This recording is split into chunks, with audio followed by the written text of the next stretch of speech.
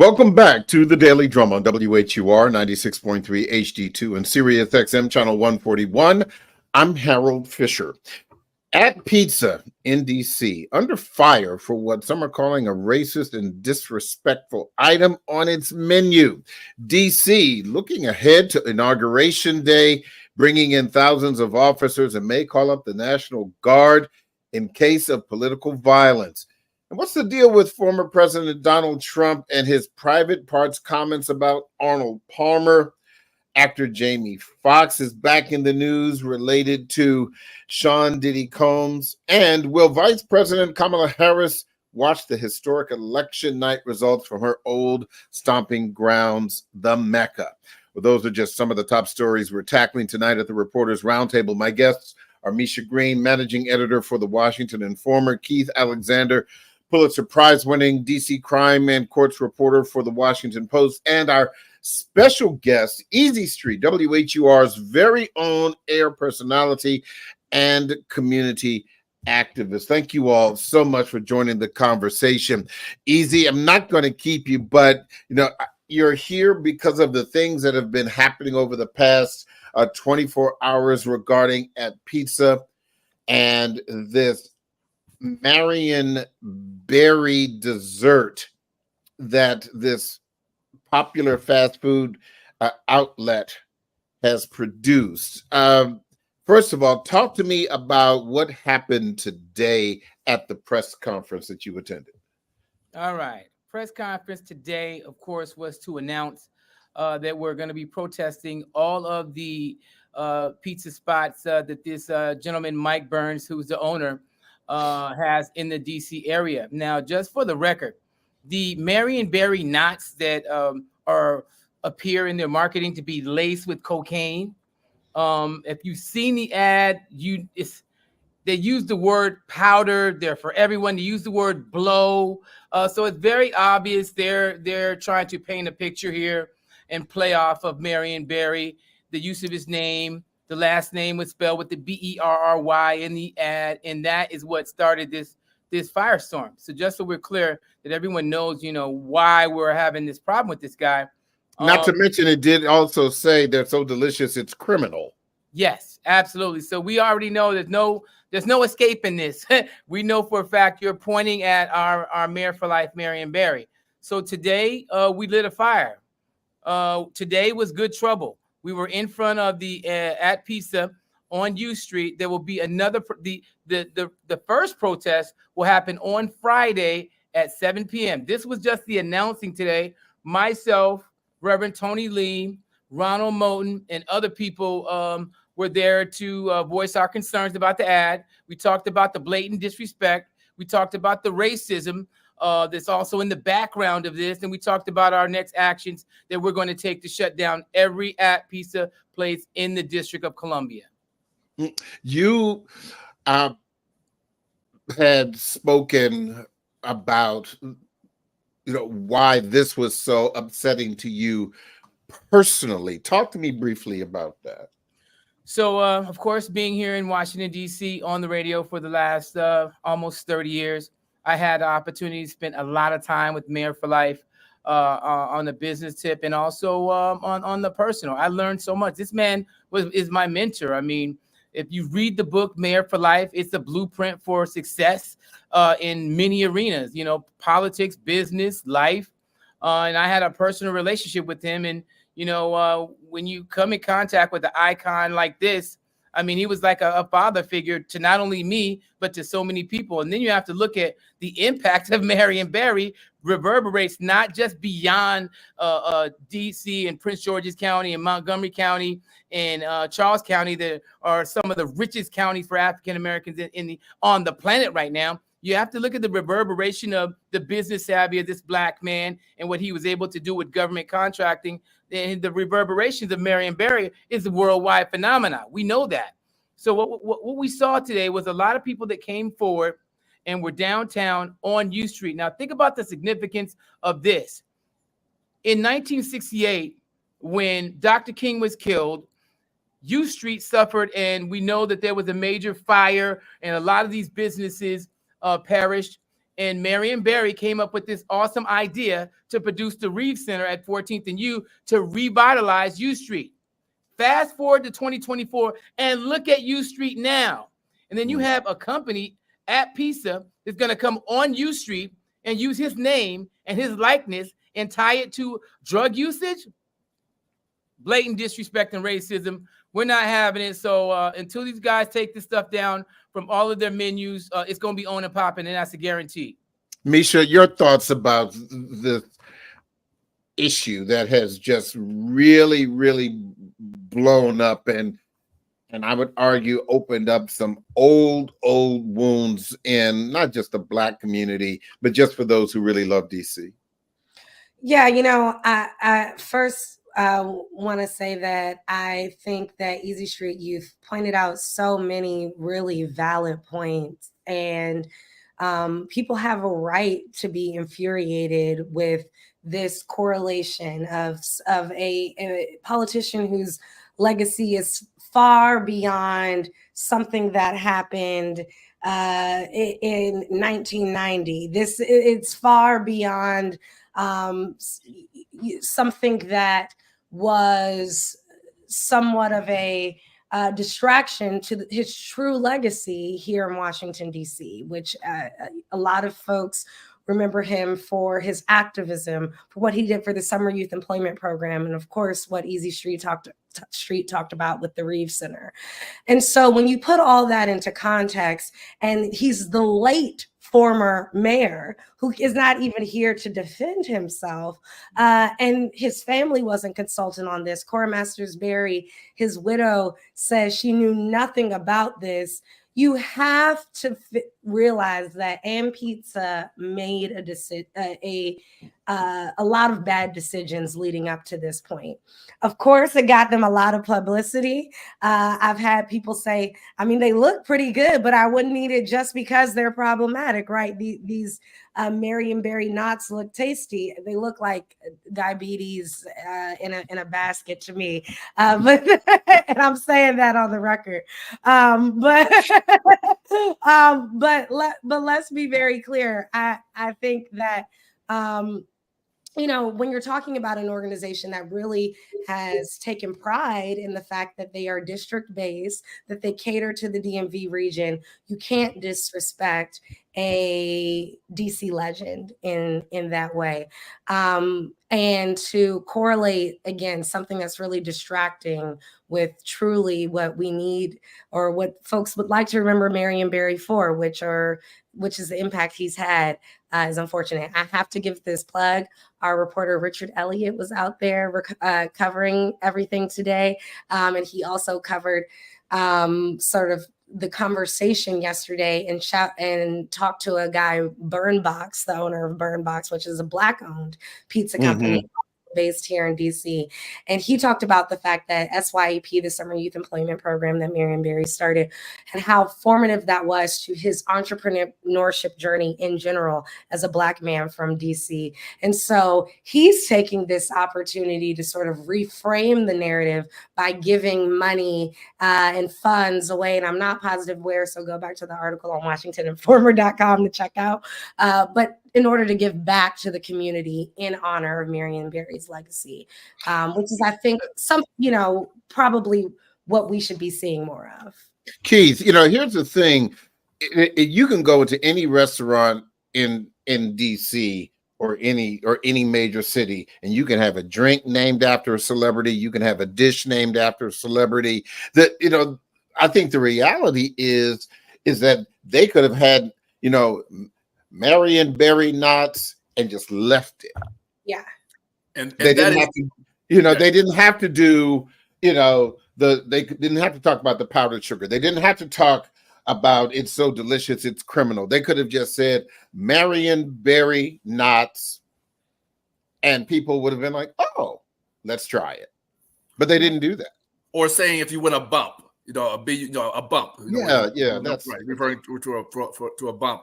I mean, it's interesting that the CEO, Mike Burns, has not spoken about this to the press. The public relations firm has not spoken about this, and I find that very, very, very telling. And it's not just DC. I mean, they have there was like 41 shops, not just in DC, but in Maryland, Virginia, and Philadelphia and Jersey. I'm wondering whether or not they have these Marionberry knots up there as well. No, they don't. Only in DC. Only Yeah. in DC. Only in the District of Columbia. Only in DC. And so that is very interesting. I mean, some people say, publicity, as long as the name is spelled right, it doesn't matter if it's good or bad, as long as it's publicity. I don't know if App Pizza is really appreciating this type of publicity. No, on top of the fact, I just want to note that the Mike Burns did say, oh, well, we spelled it with an E versus an A, and that was the only difference. And of course, Marionberry, we know, is a thing. However, in order to do their big correlation that they did, they didn't have to put the powdered sugar as the promotion. They didn't have to say that it's so criminal the DEA might have to take a second look. Those sort of correlations, I think, is a problem. If you had said, fighting for DC in the end, it's so sweet. It'll have you I don't know, something sweet for life. I was trying to go with, Mayor for life, and it's sweet. That was really hard. And I pride myself on being better with words, guys. I think what you're going to find are other businesses are going to try to counterbalance this. It's already happening. What? Who has come out with items? What's happening? Okay, so first of all, even at today's press conference, there's Today's Pizza, which is Black owned, came out and gave away free pizzas. Ben's Chili Bowl opened up its doors. We know that Council Member McDuffie, was on his Instagram promoting every other pizza spot, in the District of Columbia, encouraging people to go to these places. So the backlash is already happening, you guys. I guess what I was alluding to are companies or pizza places or restaurants naming something after Marionberry in a positive way. And say, it already that's what I was looking for. So we know at Turning Natural, there's like a Marionberry drink there, which again is Black owned. And this is a juice or a smoothie, I believe, that is supposed to boost your immune system, and it's good for your health. And not that there needed to be any other pun other than that it was Marionberry for Washingtonians to appreciate it. And I think that's the problem here, that App Pizza, they took it a step too far. I think they should have certainly consulted Marionberry's estate, if you will, even if that's Mrs. Berry. But however they need to do those things, that was the right thing to do. But had they just created the Marionberry knots without these really in poor taste puns, no one would have batted an eye. Easy Street wouldn't have been out on 14th and U doing anything other than getting a bite to eat today. I would not be surprised if we see Ben's Chili Bowl or a restaurant like that renaming something after Marionberry and spelling Berry's name the correct way. Before I only have about a minute, but you said there was a statement that My Barnes released, maybe it was yesterday. If you could share that a little bit before we go to the break, and I let you go. I'm interested in hearing what you have there. Okay, so he said in an email, and I quote, that if anybody has a problem with the Marionberry knots, and we don't expect anyone to have any comments, you can reach out to their PR company. And his last sentence was this: if anyone is upset, offer them a free order of Marionberry knots. So this guy basically is doubling down. Yeah. Before I go, I want to just add this layer in, and I think this is a very important piece that I talked about today that's in the background of all of this. Real quick, because I've got to run, but go quick, quick. Cora Masters Berry has been through a lot.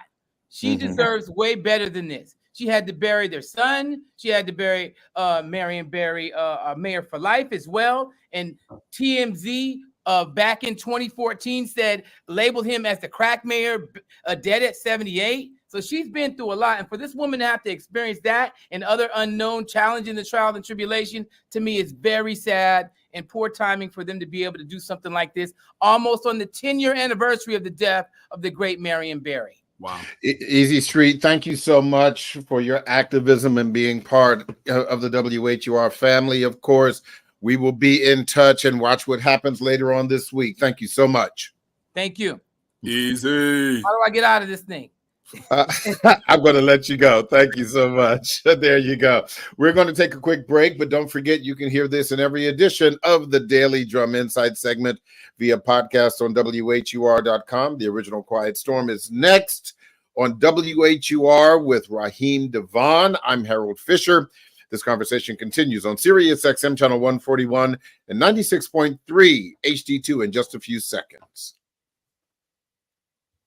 Welcome back to the Daily Drum on Sirius XM channel 141. I'm Harold Fisher. We continue our discussion at the Reporters Roundtable as we look at some of the top stories of the week. My guests are Misha Green, managing editor for the Washington Informer newspaper, and Keith Alexander, Pulitzer Prize-winning DC crime and courts reporter for the Washington Post. Before we move on, Keith, I'll let you have a last word about this and pizza controversy. Yeah.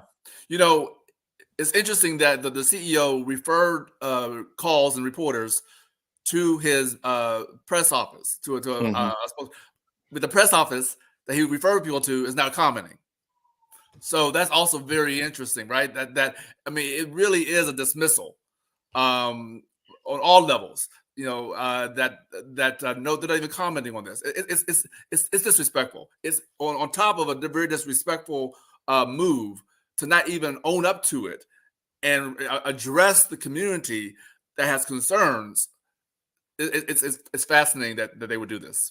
Yeah, I'm sure that we could maybe see some more movement within the next couple of days, and so I think it's just going to be very, very interesting to see what happens between now and Friday.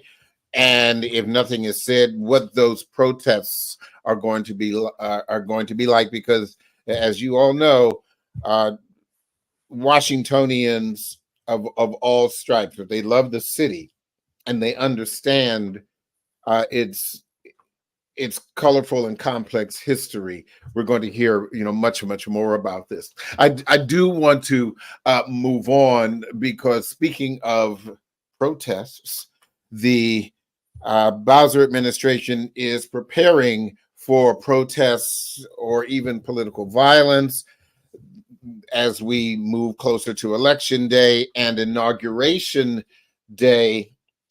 Misha, she had the briefing yesterday with the city council.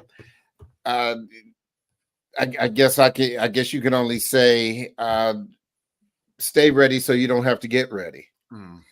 Yeah, that's a great way of putting it. I also would like to say that it's good to see that people are learning from the past and learning from history and not allowing, hopefully, to have some of the same mistakes maybe or challenges that we had in January 2021. So with that said, I'm happy to see that all hands are on deck starting from November 5th to January 21st with the inauguration. I honestly would like to see a little bit happening before November 5th. Early voting is underway. It starts officially in Maryland tomorrow. And, I think at this point, we need to understand that this divisiveness, while we're in a cozy sort of political environment in the district, we are also the ground zero for folks coming to make their voices heard, or to protest, or to somehow engage in some sort of activism that can sometimes get a little scary. And we saw that happen on January 6th. I was out there in downtown Washington, D.C., and remember just seeing people walking with signs and driving and seeing, it wasn't just one space where there was danger by the Capitol. It was everywhere. And I think that we have to kind of keep that in mind as we go from November to January 21st, no matter what happens and who wins. I think it's really good that the city is preparing folks that there might not be a decision on November 5th. That was really shocking to people I remember in 2016. And that kind of then made for a very interesting post action for folks here in the district. And that was 8 years ago, but we know it can happen today. So again. Keith? I was out there covering not only January 6th, but also 2017, the sub J20. And it was fascinating to me. Hundreds of people were arrested in 2017. We're seeing thousands of people arrested now because of January 6th. Both of those mass demonstrations all have one person in common. Correct. And that would be Donald Trump. And here we are again with that same common denominator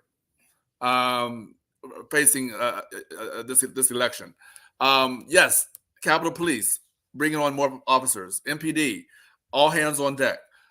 They're blocking streets already around the Capitol, which means residents who live around on Capitol Hill, who live in that area, are now going to be inconvenienced because of these fences that are now being erected. Streets will be blocked off. This is a sad time, honestly, that we have to go through this again. But they are preparing. What was also interesting is that, so when will such a demonstration take place if we're not going to know for a day or two as to whether or not what the election results actually are going to be? And it's also interesting, some universities, Howard, is shutting down, to allow people to vote, but also shutting down, from what I'm told from sources, they're shutting down because they don't want people coming up on the campus for either a celebration or a demonstration. They're just completely shutting down the campus. This is a very interesting time. Keith, just to ask you about giving us a little broader context, and you've covered this issue, and these things are still going on. There are still trials for those who were accused in the January 6th. People are still being arrested. They're still being arrested. Yes. And there are still, these things are still going on. Yes. Even to this day, they are being. And I think that sends a message, Harold. You raise a good point. I think that the U.S. Attorney here, Matt Graves, is sending a message that, yes, January 6th was years ago, but we are still finding people and we're still arresting people. That's sending a message that you may think is a one-day incident and that you may wear a mask or what have you. But know this, that we are showing you that we can go years back and find people with technology, no matter what, and can still charge you years later. And that's what Matt Graves, the U.S. Attorney for the District of Columbia, that's what he's doing right now. And so, no, I think Graves is being very intentional in sending this message that, yes, as of yesterday, they sent out a message. Do you know this person? Putting up photographs of individuals on January 6th. FBI is looking for this person. They are being very intentional and letting everyone know, doesn't matter how long ago it happened, we are still going after these individuals. Yeah, and whether it's Montana or Texas or Missouri or California or where any of these people are, you have on one hand, as you suggested, technology, but then you have a whole lot of people who live near these suspects who are speaking up, who are saying, oh, I remember that. And they are calling the FBI. Not just live near, live with. Yeah. We had spouses who were contacting the FBI. Yeah. It's not just the neighbors. People who live inside the house have been contacting the FBI and letting them know. It is very, again, it's very intentional. But also, I just want to put back out there what I've also noticed, both covering J20 in 2017 and January 6th. The majority of these individuals who have been demonstrating are not from DC or even Maryland. They are coming from across the country.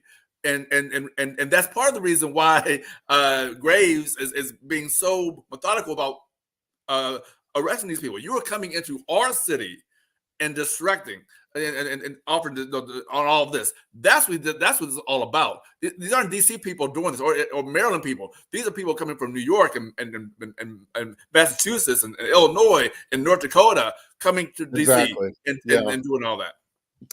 You did mention about election night. There's been a lot of talk and rumors and everything about whether or not Vice President Kamala Harris will be holding an election night viewing party. That's look, I work at Howard, and I've not heard. So, anybody got any information that? I don't know anything, but I think it would be very interesting if she was holding a party at the university and the university is shut down. I think that kind of I don't know what kind of message that would send there. Well, that you're holding a party at a place where the whole university is completely shut down except for essential personnel. I'm not sure how that would look. It might send a bad message, but it also makes sense about the early shutdown. Maybe that's where the rumors are coming from. I've seen nothing solidified whether or not she'll actually be doing there, but the rumor mill is certainly swirling if she's going to be watching the election returns at Howard. My question is it a celebration or is she there in the historic space in somewhere in Washington, D.C. that means a lot to her other than the White House? Symbolism. President, there's a lot of symbolism there. And it's not a party. Maybe it's her closest folks who are there and just waiting for the election returns and the Secret Service and all the other people that then would make sense why the campus would be shut down here. But, I don't know. To Keith's point, I certainly understand that getting some mixed debate or emotions surrounding that. But I just also want to circle back to the original question and all that sort of surrounding, because Keith made a really great point about that one central figure and common denominator that is Donald J. Trump in relation to why we even need all of this security or the historic reasons why we're bracing for it.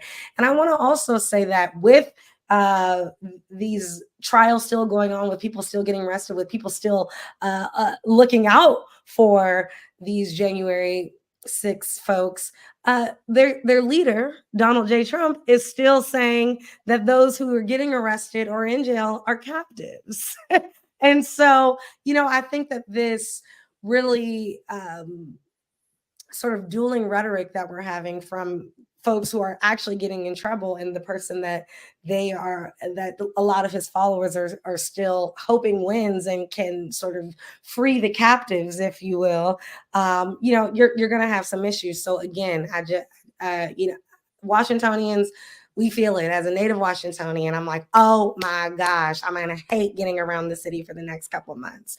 But I'd like to be safe. And I think that's really important. But well, I ear to Howard's campus for the next 2 weeks or 13 days to let's see if the VP is going to be celebrating there or maybe meditating.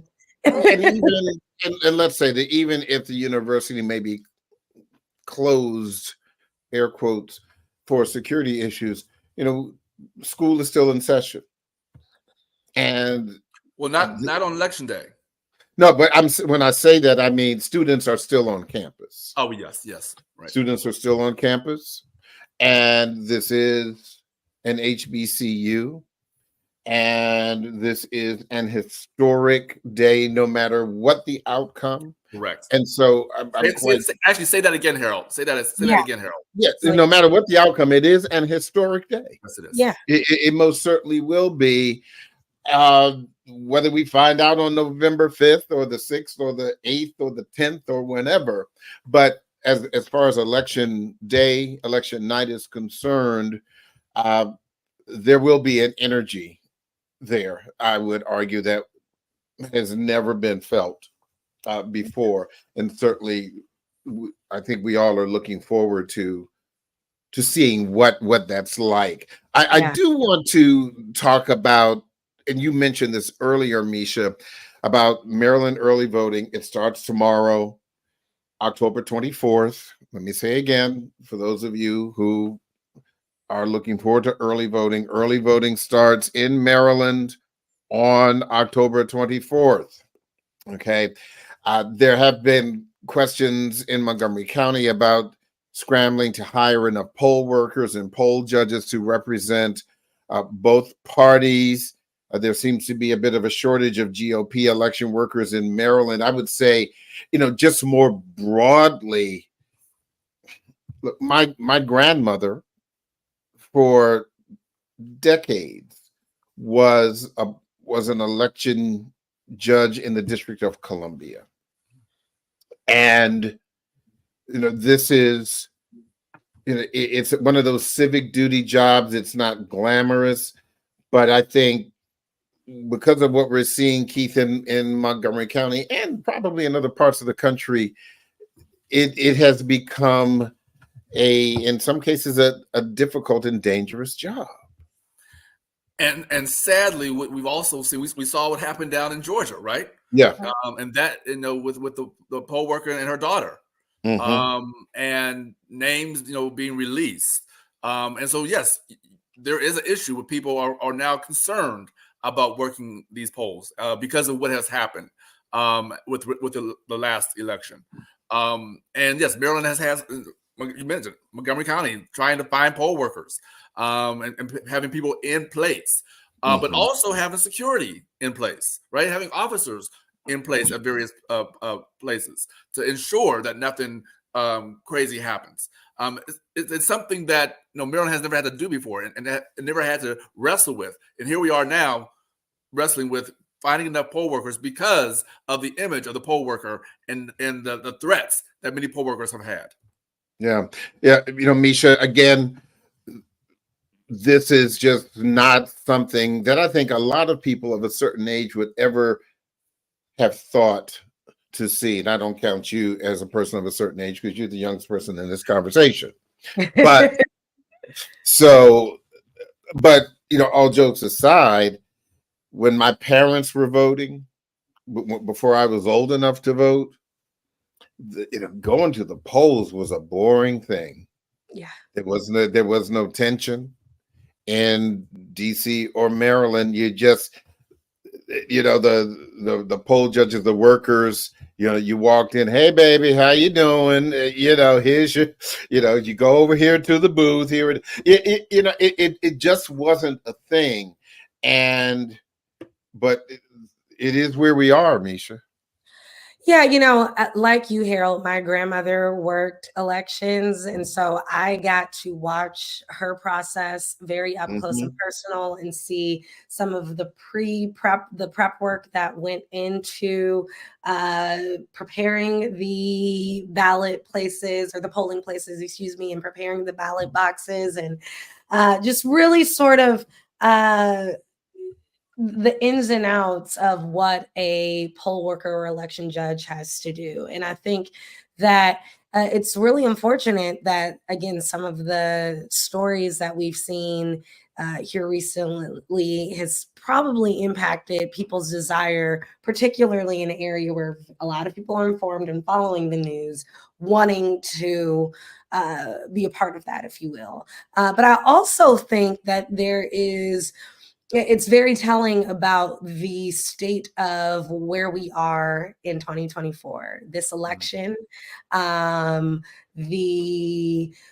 overall morale that Americans have surrounding not only leadership and who will be the next president of the United States, but just safety in general. I think that people don't feel comfortable necessarily working in those environments that could be combative, simply because we watch social media and see somebody going, a Karen, if you will, going crazy at at places that are supposed to be happy or easy. And we, as you said, election places are far from that. There are long lines. People are trying to come in between their lunch breaks, so sometimes they're picking food and voting. There's a lot that's happening, and a lot of emotions surrounding all of the emotions that in addition to all of the emotions surrounding this election, there's a lot to consider. And so I think it's not only telling about where we are surrounding this election, but where we are as a nation in general. Yeah. I want to move on to this next subject, and after the soundbite, Keith, I'll have you comment first. Oh, good. But Arnold Palmer was all man. When he took showers with the other pros, they came out of there, they said, oh my God. Okay. So, why are you going to start with me on this one? well, because Misha spoke last, and so it was just a natural. Because I'm a lady. Well, go on, ask your question, Harold. I don't know how to even ask a question. When it comes to golf, does size really matter? Who knows? But why? I guess my question is, Misha said jokingly, but it's true because she said, because I'm a lady. You can say a lot of things about past presidents over the past 30 years about their public personas and what have you. We can, no matter what your political persuasion happened to be, and you could, but you would not expect to hear something like that from a Barack Obama, a Joe Biden, a Ronald Reagan, George Herbert Walker Bush, George Walker Bush, Richard Nixon, even Richard Nixon. So I don't know. I don't even know the question to ask. I guess my question is, why are people, at least the supporters of Donald Trump, seem to be okay with this? There were children that could be seen in the background when he made these comments. Have you ever seen the like of it, Keith? And do you think that this is a distraction? Because he went on to talking about Arnold Palmer's genitalia for a good 10 or 12 minutes. I'm going to say this, Harold, and no disrespect to any journalist who's covering this. I'm not sure why we were covering this, because I think Trump says things for headlines to keep his name out there. And he'll say anything just so he can get the headline, just so he can get the clicks. And I think, and the more crazy of what he says, the bigger the headline, the more clicks. And I think that I'm not sure how much journalistically, I wonder about covering everything he says if it doesn't have any journalism value. And that's my position. I think we are feeding into what he wants. We as journalists are feeding into what he wants, and that's clickbait. That about I say something, I'm going to attract viewers. I'm going to attract readers. I'm going to get the lead story on the news. And it doesn't matter how crazy it is. No matter what I say. And I think this really falls into that category. I think you're right. It has no substance. It doesn't affect voters' lives. It is just something to grab a headline. Yeah. Misha, can you imagine, the conversation after this, if a child was there with a mother or father, mommy, who is Arnold Palmer? And I thought it was a drink. I thought it was a drink at the restaurant. Right, I thought that was lemonade and tea. Definitely Kool-Aid in this case. I think here's the thing, and why it's being covered, at least on a certain level, is to your original point, Harold, which is that it is so unpresidential. And not that we didn't know that Donald Trump does not come off like what we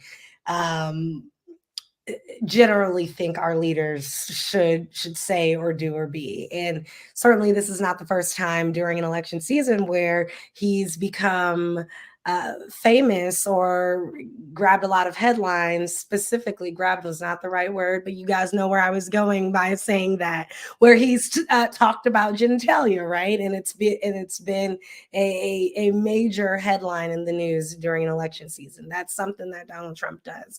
But I think, and in this case, and Keith, you're certainly right, it shouldn't be the major news that it is. But I think in this case that, you know, we're noting, hey,